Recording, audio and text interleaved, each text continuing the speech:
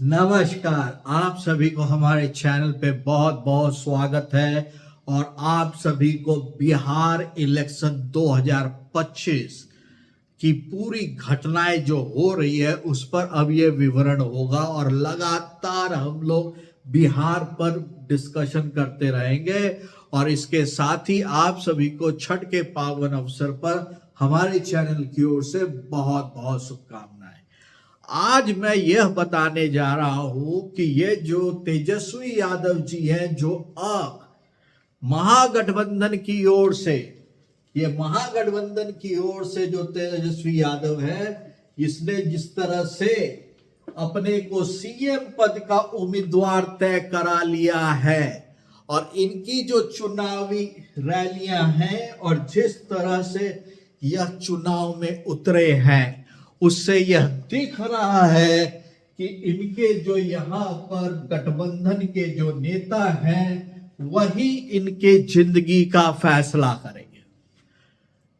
तेजस्वी यादव ने जिस तरह से कहा था कि रोजगार देंगे, सुरक्षा देंगे, शिक्षा देंगे, तरक्की देंगे, तो सबसे पहले शिक्षा की बात कर रहे थे, फिर रोजगार की बात हो रही है, फिर सुरक्षा की बात हो रही है और उसके बाद सद्भावना की बात हो रही है। यदि आप ये सारा को देखते हैं तो ये आरजेडी की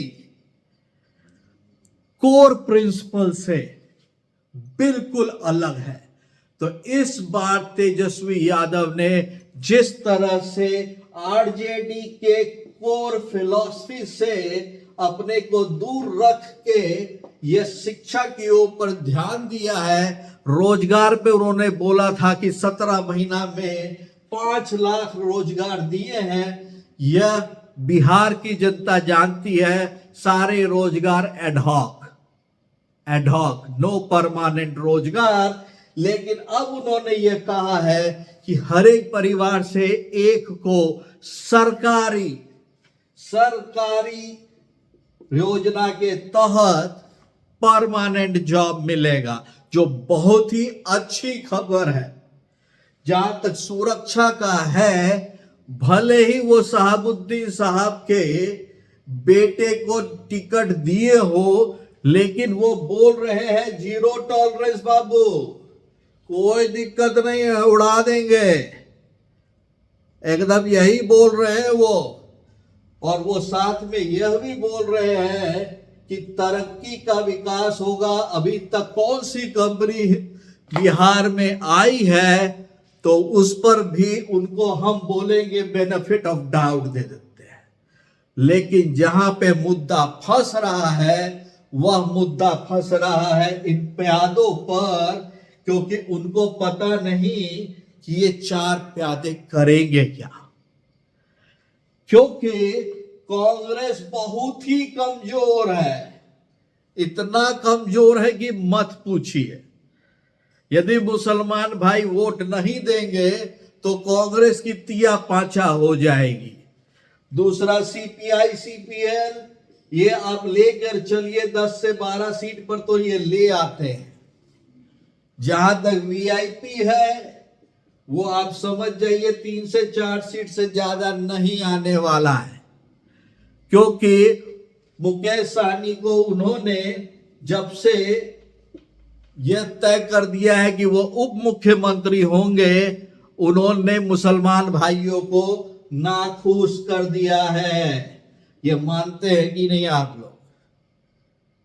तो ये पूरा, और जो जिसने सीट पर आज आरजेडी लड़ रही है, यदि उस पे 75% पर यदि वो सक्सेस रेट ला पाए तो जाके कोई उम्मीद बनती है, जो बहुत कठिन कार्य है।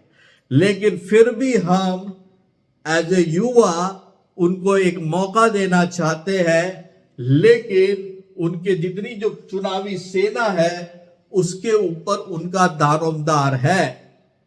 और दूसरा, मुसलमान भाई, यादव भाई कितना कटकर आते हैं और एक मुश्त देते हैं। लेकिन यदि पूछा जाए तो हम आज मुबारकबाद देते हैं तेजस्वी यादव को, और हमारी ओर से बहुत बहुत शुभकामनाएं हैं कि वो मुख्यमंत्री पद के लिए उनको नामांकित किया गया है। एक तरह से कांग्रेस झुकी है, यह कांग्रेस की हिस्ट्री का पहला झुकाव है, लेकिन यह भी बड़ी प्रशंसनीय बात है कि तेजस्वी यादव में इतनी अपनी राजनीतिक समझ है कि वह कांग्रेस को झुका सकते हैं। तो उम्मीद करता हूं कि बिहार की जनता है वह तेजस्वी यादव को उम्मीदन सपोर्ट करेगी। आपका इस पर क्या विचार है जरूर बताएं। इस चैनल को जरूर लाइक और सब्सक्राइब करें। तब तक के लिए आप सभी को बहुत बहुत धन्यवाद।